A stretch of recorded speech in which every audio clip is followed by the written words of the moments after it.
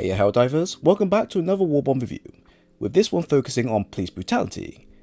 And I wish I was joking when I said that. This Warbond provides a bit of a change when it comes down to using lethal force against targets, but it's a welcome change that many players will generally appreciate. Which is why, if you're interested in maintaining law and order, and want to know if force of law is worth it, then I'll be happy to go over the details for you. So what's in the Warbond? The Force of Law Warbond focuses its theme around law and order, but with a dystopian twist to it. If you like Judge Dredd, or the Thought Police from 1984, which I highly recommend you read, then this is going to be the ideal Warbond for those who like their twisted version of police forces. Like standard, you get 3 pages of items, which includes super credits, 2 new armor sets and passive, stratagems, weapons, emote, cape, etc. So generally what you're already familiar with. Now this will cost you 1000 super credits and has a grand total of 873 medals for everything unlocked. So let's go over the most noticeable items in the bond to keep an eye on. The Pacifier is a brand new AR that instead of using kinetic rounds, it uses stun rounds instead. This is quite an interesting thing to implement since we are so used to weapons being laser, plasma or even kinetic rounds. It packs 50 damage with medium armor penetration, which makes it not perfect for netting kills, but does make it up with its stun rounds and medium penetration. It also holds 40 rounds capacity within a 7 magazine separately, and can be increased with siege ready armor passive if you wish. The weapon's performance should be measured not in its overall damage, but rather its stunning capabilities. This is more of a support weapon than your standard kinetic AR, so netting large amount of kills is not the point of the weapon. Kind of. You see, since the weapon has a low damage threshold, most enemies that have medium armor are going to take more rounds from the weapon compared to a weapon that has kinetic rounds instead. While this may sound like a huge issue in most higher difficulties, it can actually do fairly well when netting kills against most low to medium armored units. One example is using this against the Overseers, which will stun them for 1.5 seconds, which is small but not bad, since having 40 rounds in one magazine is enough to stun lock and kill them afterwards. So just based on that one experience, you can already imagine what it would be like against the bugs and bot variants. Unfortunately, my main gripe with the weapon is that the amount of ammo needed to kill most enemies can be a lot of times, which can leave you in a very bad scenario if you ever run out of ammo completely, and thus be left defenseless. If the devs can find a way to increase the magazine count, or boost the damage by plus 5 or 10, I can then see the weapon being a bit more favourable on the front. This will cost you 35 medals. For armor, you get 1 medium and 1 light armor set for the pack. These 2 armor sets come with a new armor perk called ballistic padding, which provides 25% resistance to chest damage, provides 25% resistance to explosive damage, and prevents all damage from bleeding if chest hemorrhage. This is a fairly all-rounder set designed for minimizing as much damage as possible for the chest area of a diver. Now you may think this looks and sounds pointless at first, but it does seem to have some level of effectiveness when used against the melee enemies or enemies that have long-range weapons, like Overseers or the bots. It's not a game-changing set that will make you feel invincible, but it will allow you to take on melee and explosive damage a bit more better compared to not having it at all. In fact, having this on light armor set makes it a noticeable impact when it comes to close explosive damage or melee hits done.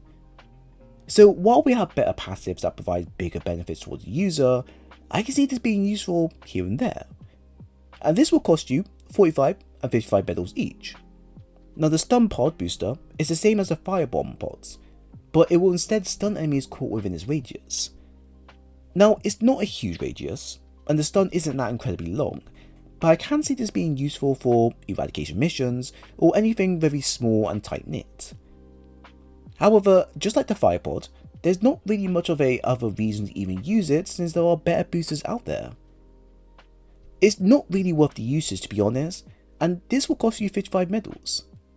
The GL52 De-Escalator is a ammo-fed grenade launcher that uses stun rounds to immobilize and kill targets outright. One of the more favourable weapons by the community, the follow weapon is great for nuking large hordes of enemies in one singular go, while also being useful against the bigger threats like Bite of Titans, Hulk, Harvesters, etc. This weapon has a 55 arc damage, heavy penetration, holds 6 capacity, and a max of 40 rounds. It's quite similar to the GL21 except for their usages and damage when compared. The GL21 has more damage, which makes it excellent to use against all sorts of enemies and closing bug holes while on the go, while the GL52 on the other hand is excellent for crowd control and can take down the more bigger enemies within at least 10 shots at best. However, it's not able to close bug holes or sorts, which means you need to have a secondary explosion on hand at all times to deal with them, and it does poorly at destroying barrel spewers or nurse spewer sacks, unless you aim at their head specifically. Also to note, it's kind of bugged as well, where using it in solo content makes the weapon do less damage when compared to in groups. Outside of the core issues and relatively slow reload, the weapon is amazing to bring with you on any front, and you just need to be careful when using it, or else you can kill yourself and your team in the process. And this will cost you 85 medals. The Arc Dog is one of the most unhinged backpacks to be added to the game, as its capability of killing teammates knows no bounds. While its arc ability is great for killing large groups in one go or over time, it has the very high risk of killing your teammates if they are even near you when it fires its weapon. Unlike the Arc Thrower, where you have some level of control when firing your weapon, the Arc Dog is more or less gonna kill whatever gets in its crosshair, and then chain its arc damage to others nearby it.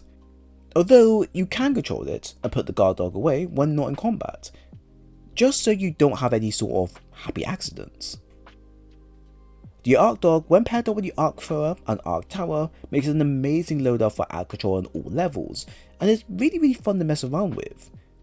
But because of the high risk behind using the guard dog at time, you need to be really careful as to when and where you genuinely want to use it.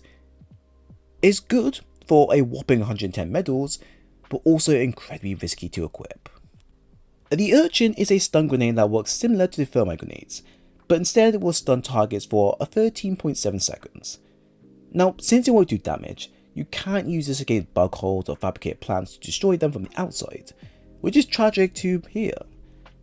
However, its long duration does allow you to exploit key weaknesses of enemies who tend to be quite annoying to deal with at time. And while we do have stun grenades which have a bigger blast radius than the Urchin has a longer stun period and the ability to stick to targets. It's also perfect on city maps within small areas, as using this on enclosed areas can stun quite a few enemies while it goes off. This can be ideal when you generally need to escape. It's not amazing, since I'm so used to using thermite and stun grenades separately, but it has its place in use, and this will cost you 65 medals. So to conclude everything we have generally gone over, I do recommend the Warbond, but only if you like the theme of it, and only if you enjoy stunning enemies. This isn't really a Warbond designed for netting kills, but rather making full use of stunning enemies and then slowly working as a team to dispatch them while stunned. You can do incredibly well with it in terms of getting kills, since the Warrant from the Superstore, Arc Dog and De-Escalator are great for netting kills when needed. But outside of that, I can't really see the Pacifier, stun pods, or even Urchin seeing a lot of usage for most players, only a small handful though. It's not terrible, as we have generally had worse in the past, but it's not going to be one of those Warbonds that you need to have straight away. It has its place, it's fun to use, and really you just need to decide if you enjoy being a very brutal cop in a dystopian future.